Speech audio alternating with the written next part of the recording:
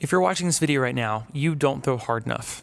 If that's the case, you're in the best spot because I'm going to show you exactly what I did to go from throwing 74 miles per hour as a high school bench warmer to throwing over 90 miles per hour and getting professional opportunities after I was done with baseball.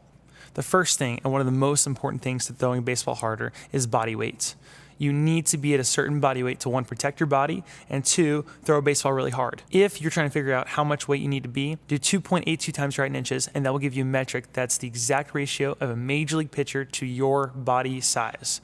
So for instance, at 6'6", I need to get to about 225 pounds. And surprise, surprise, the hardest baseball I threw in my entire life was at 227 pounds when I was sitting 90 miles per hour on the mound throwing sidearm. If you want to figure out a ratio for where you want to be, try to shoot for about 2.75 times right in inches up to about 3.2 times right in inches to get a ratio of where you should be. No weight is exactly precise to each person's individual height. However, that range typically is where we see the most professional baseball athletes get to if they're trying to be a professional pitcher.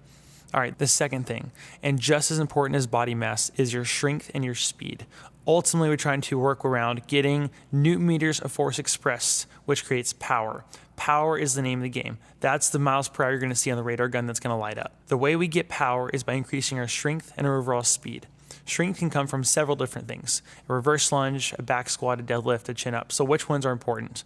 I would argue the most important ones are going to be reverse lunge, deadlift, chin ups, and dumbbell bench press. The reason is because deadlift, reverse lunge, chin ups, and bench press are to help you protect the muscles that are most important in throwing velocity and acceleration in the ball. Another thing that's just as important is how fast you are. If you're not sprinting at maximum effort at least twice per week, you're leaving some room on the table to grow.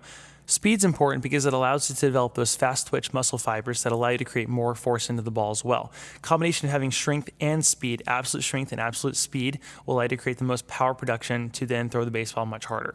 If you don't have body weight and you don't have your strength and speed, then ultimately you're not going to be able to produce enough force that the ball will come out at 90 plus miles per hour. Now for the third and most important thing. But before I say that, please go like, comment, subscribe, and stay on this channel for more videos about how to throw harder. Now for the most important one, your mechanics. People seem to overcomplicate mechanics pretty often. You'll see people talk about drifting and dropping, or driving down a line, or triple extending, top velocity. However, it is much more simple than what those people make it out to be. The simplest way to explain mechanics are your drift phase, your drop phase, your rotation, and your block phase. The first one, the drift phase, is when you bring your leg up and slowly start leaning towards the plate. We're not going to come to a balance point. We're going to slowly teeter off that edge. And as we go forward and we start creating acceleration down the slope, we're going to drop into a hinge position. There are many different ways to create a hinge. Most well known are internal rotation dominant and external rotation dominant. Both of those are due to your individual hip anatomy and how your body prefers to load. After you get to a drop phase, you have the rotation phase. Now this is where the most important parts of throwing hard comes from. If you can't create acceleration up the connect chain, like a spiral staircase coming up the body, then you're not going to be able to accelerate and create velocity on the ball. There are many different parts within your mechanics that will stop you from rotating well and creating organic rotation and speed going up the chain.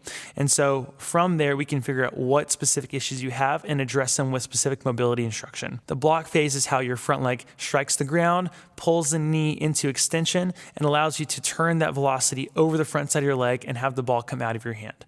If you have a bad blocking phase in your stride, then you're also leaving some velocity on the table.